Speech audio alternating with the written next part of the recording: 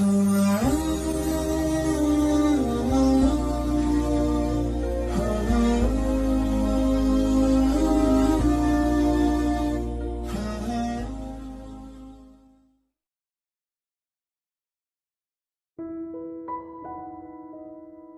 beberapa hal yang akan menghancurkan umat manusia.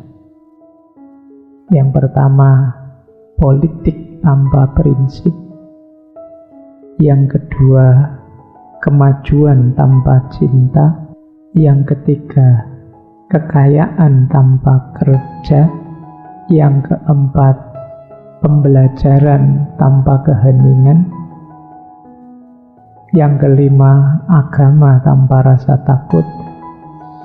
Dan yang keenam, ibadah tanpa kesadaran.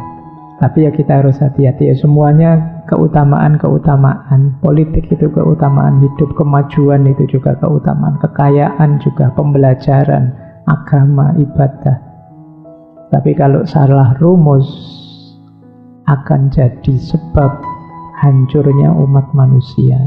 Mungkin belakangan banyak orang yang sudah mulai putus asa dengan politik, mulai tidak nyaman lagi dengan agama, mulai terancam dengan ilmu dan lain sebagainya. Itu mungkin karena wilayah-wilayah ini tadi kita salah cara menghidupkannya. Baik, ya ini mancing saja bahwa ternyata politik yang tanpa prinsip, kemajuan yang kita cita-citakan kalau di situ tidak ada cinta, kekayaan yang kita impikan kalau tanpa kerja. Mungkin kekayaan tanpa kerja itu kita instan saja, shortcut saja, nyari jalan yang paling mudah untuk dapat uang. Lupa nilai, lupa prinsip, lupa makna. Yang penting sugih. Belajar tanpa keheningan. Belajar paling efektif itu menarik diri sebentar, membaca secara jernih. Tapi kalau kalian dalam keramaian, tercampur terus dalam segala kesibukan, sulit membaca secara jernih. Kalau terlalu dekat dengan keramaian, ya kita sulit dalam keramaian itu melihat mana yang tepat, mana yang tidak. Kita sulit belajar. Maka belajar perlu keheningan.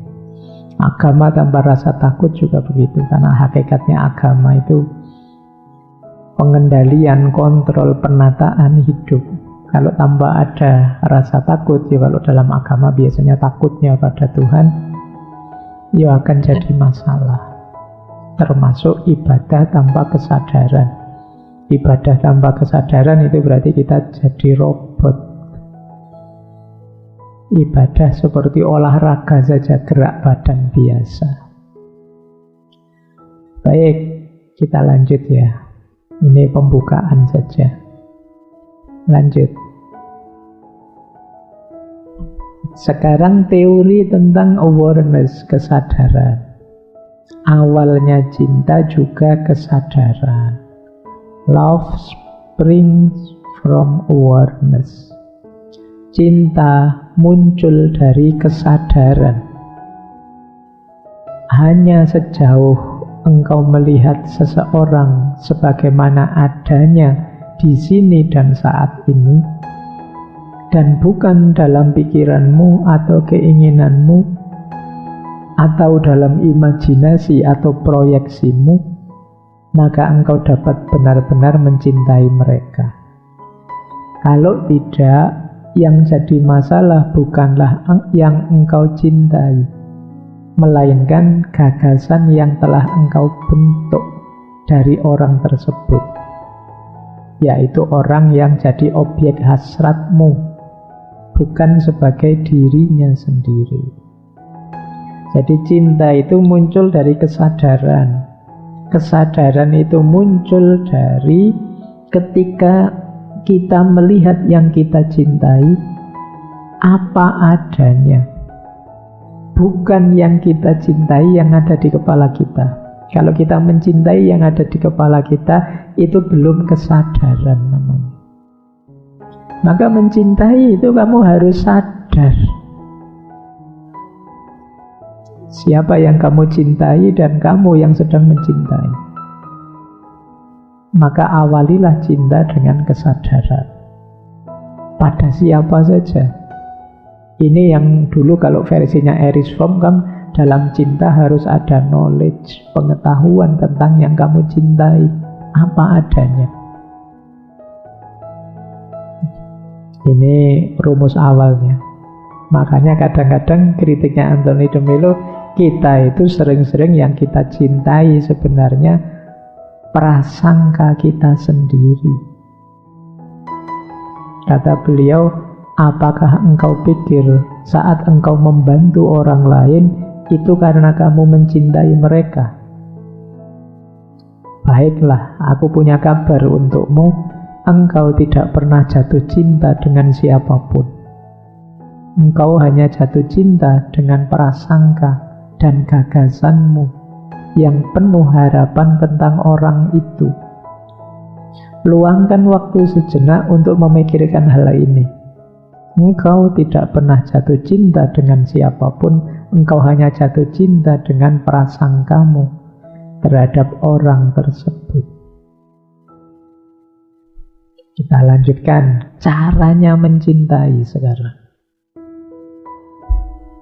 Inilah cara menghidupkan cinta. Yang pertama, kita harus melepaskan keterikatan, harapan, dan kebutuhan akan pengakuan dari orang lain, termasuk dari yang kita cintai. Banyak orang kecewa, sakit dalam cinta karena ekspektasi. Ada terlalu banyak keinginan, terlalu banyak harapan saat mencintai. Wajar manusia punya harapan, tapi jangan bergantung pada harapan. Ketika kamu bergantung pada harapan, itulah kemelekatan.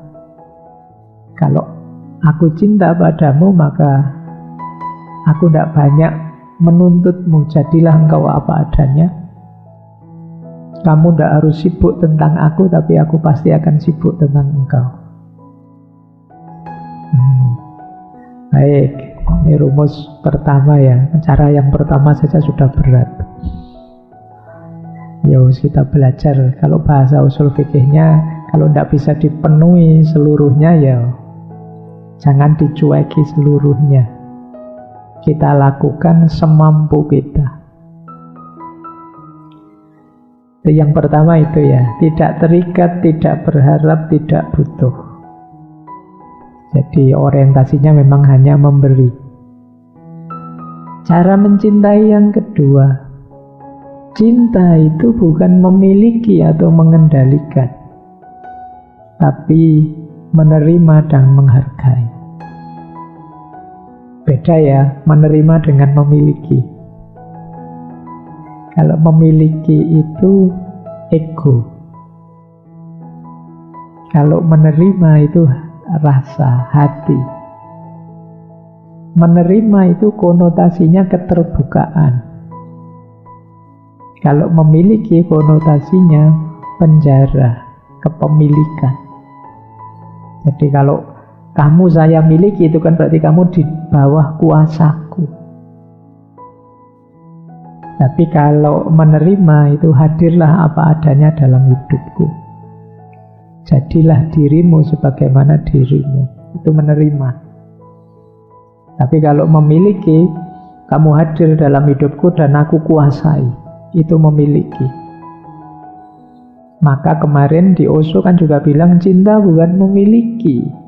Kalau barang kita miliki, tapi masuk manusia kita miliki. Jadi yang kedua, cinta bukan tentang memiliki dan mengendalikan, tapi menerima dan menghargai. Oke. Yang ketiga, jalan menuju cinta melibatkan kesadaran diri, kebebasan batin, dan kemauan untuk menghadapi ketakutan dan ketidaknyamanan. Diawali dari kesadaran, kemudian diakhiri dengan kebebasan. Itu cinta. Kita tidak takut lagi dan tidak khawatir lagi. Nanti ada konsepnya Anthony de Mello, selama masih ada ketakutan, masih belum sejati cinta itu. Nah, lanjutkan ya. Jadi caranya mencintai 3 ini. Ini quotes dari buku beliau. Cinta itu memberi tanpa mengharapkan imbalan apapun. Hanya kegembiraan dalam memberi.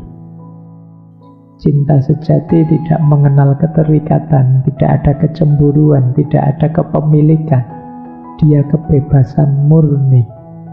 Orang yang benar-benar mencintai juga punya keberanian untuk menjauh bila diperlukan, tanpa penyesalan atau kepahitan.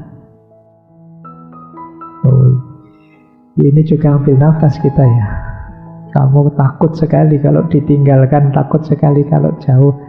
Tapi seorang pecinta sejati, kalau dia merasa dengan kamu jauh, itu lebih baik buatmu.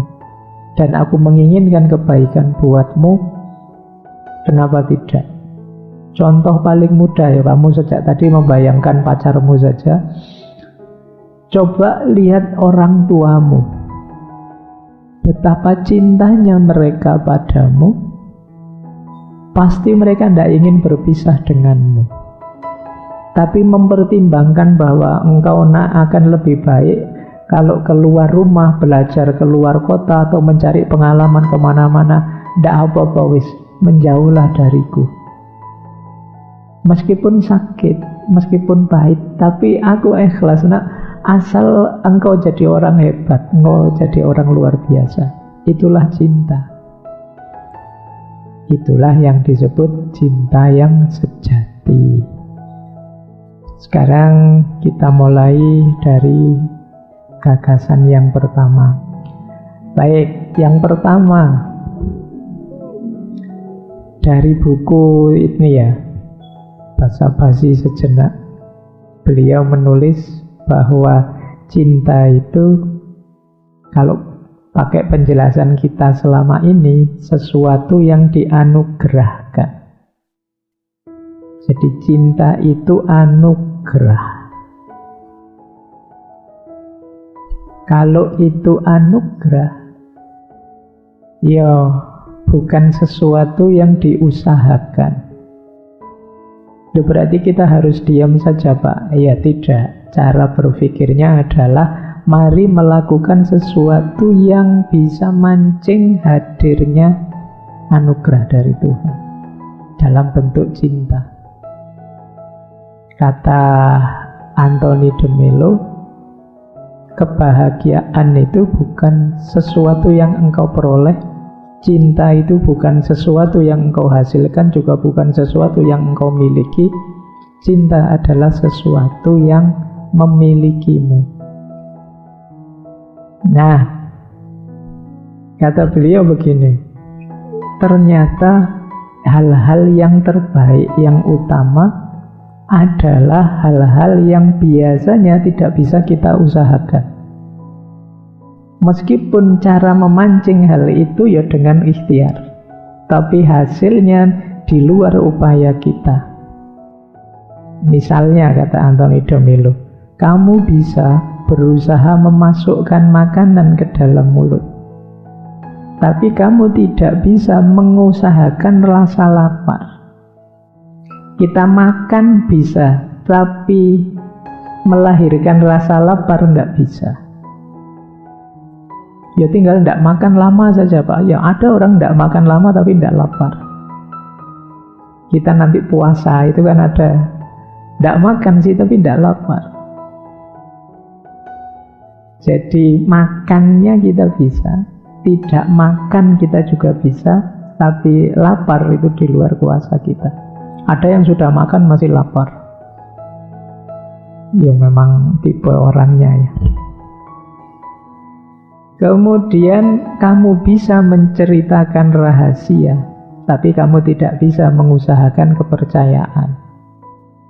Ini kamu ngerti kan, kadang-kadang kita itu kalau ingin dipercaya orang, terus pada orang itu kita ceritakan rahasia-rahasia biar dia percaya ke kita. Wong yang rahasia saja kita katakan. Tapi jangan lupa, kata Anthony de Mello, kepercayaan, hadirnya kepercayaan dalam diri kita itu di luar kuasa kita. Kalau cinta terus gimana, Pak? Kita bisa melakukan pelayanan kebaikan pada orang lain, tapi kita tidak bisa mengusahakan cinta. Baik sama orang kita bisa, jujur kita bisa, membantu orang bisa, menolong orang bisa, tapi rasa cinta di luar kuasa kita. Tidak selalu orang berbuat baik itu terus dia cinta. Mungkin ada pamrihnya, mungkin ada keinginan ini, keinginan itu. Jadi yang pertama-tama rumusnya ini ya, cinta tidak bisa diusahakan, tapi mari melakukan segala sesuatu yang mengundang hadirnya cinta. Baik, ini yang pertama ya. Nanti ada banyak teori yang lain. Terus Anthony de Mello punya rumus 4 karakter cinta. Yang pertama, cirinya cinta adalah kepada apapun dan siapapun. Makanya dulu ada quotes, orang yang mencintai itu tidak bisa membenci, kalau itu beneran cinta.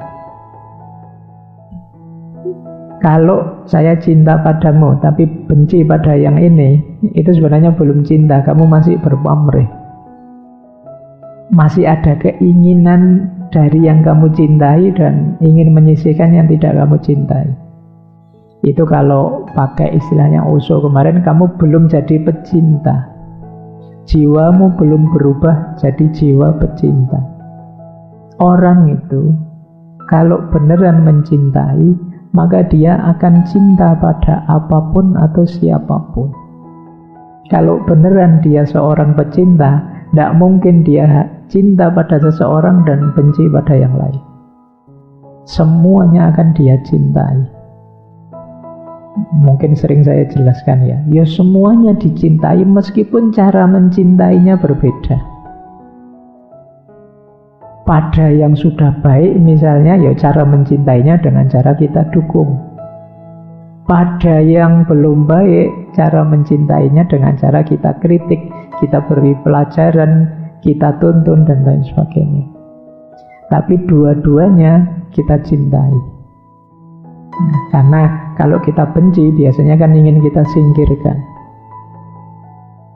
Kata Anthony de Mello, ini beliau menarik, menjelaskan cinta yang sejati dengan 4 karakternya ini.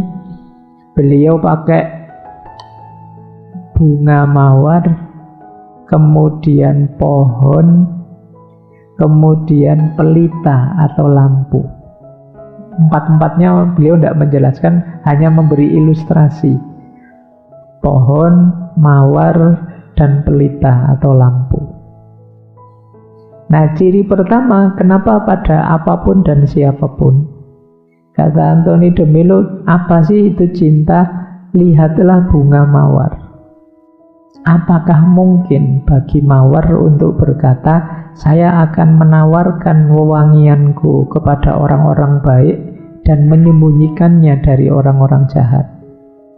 Mawar itu meskipun yang dekat dengannya orang baik atau orang jahat, tetap memberikan keharumannya. Atau dapatkah engkau membayangkan sebuah pelita yang menghalangi sinarnya dari orang jahat dan berusaha berjalan dalam terangnya? Lampu ini, listrik ini, yang jalan kalian, yang jalan saya, atau yang jalan siapapun, dia tetap akan memberikan sinarnya.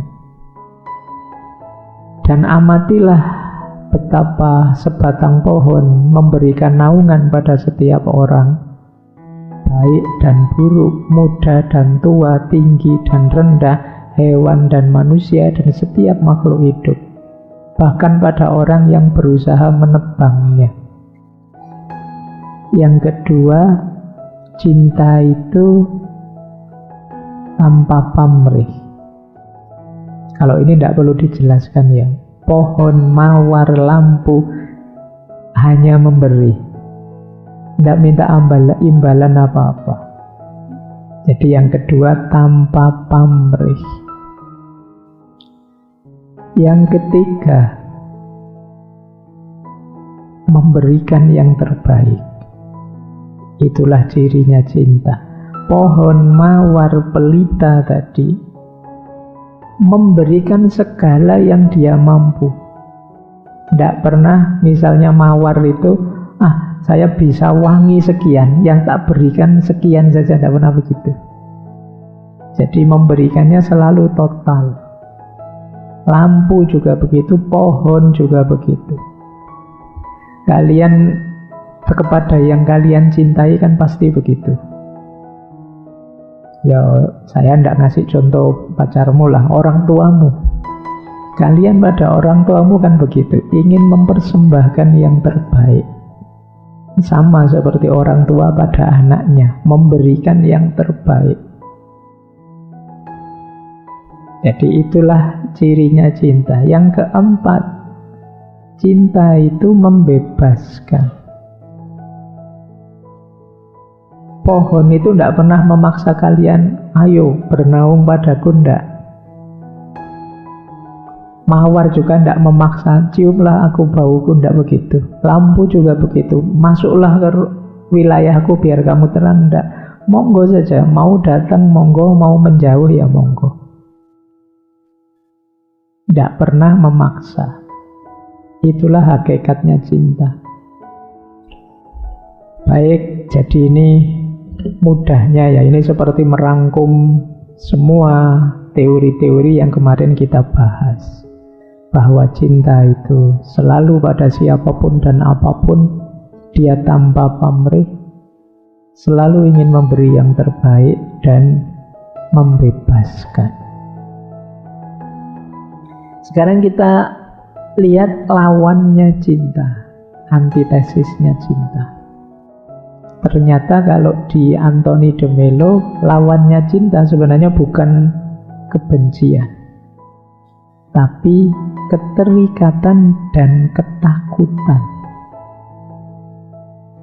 Yang pertama, keterikatan.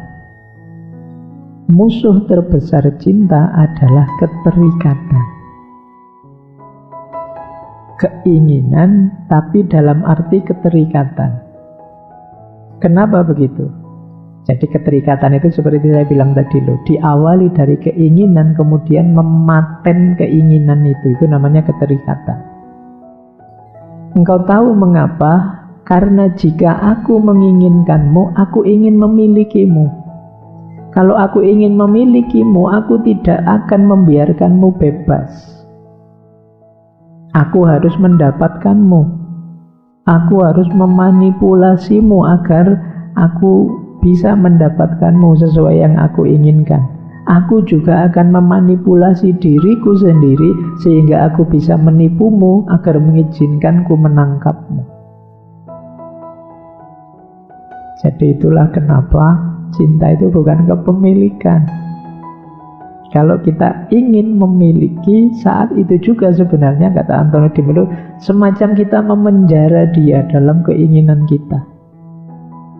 Tidak membebaskan.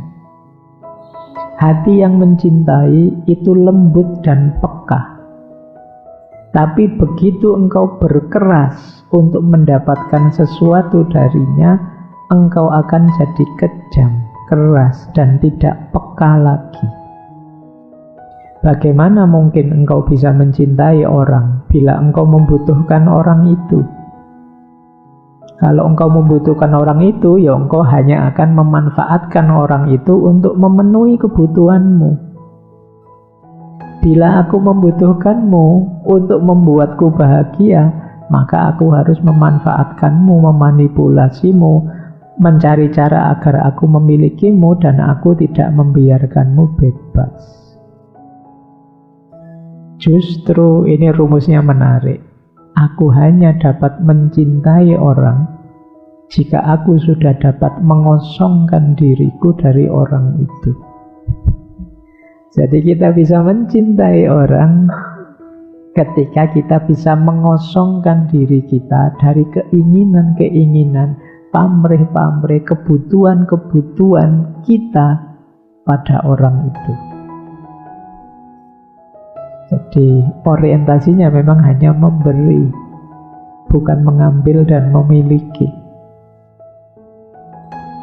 Loh, saya dapat apa, Pak? Ya kalau masih ada pertanyaan saya dapat apa, masih belum ada di wilayah ini. Di wilayah cinta yang spiritual ini masih keterikatan. Nah, kata beliau, tragedi dari sebuah keterikatan adalah jika objeknya tidak tercapai, maka hal itu akan menyebabkan ketidakbahagiaan. Jika hal tersebut tercapai, ternyata juga tidak menimbulkan kebahagiaan. Hal tersebut hanya menyebabkan sekilas kenikmatan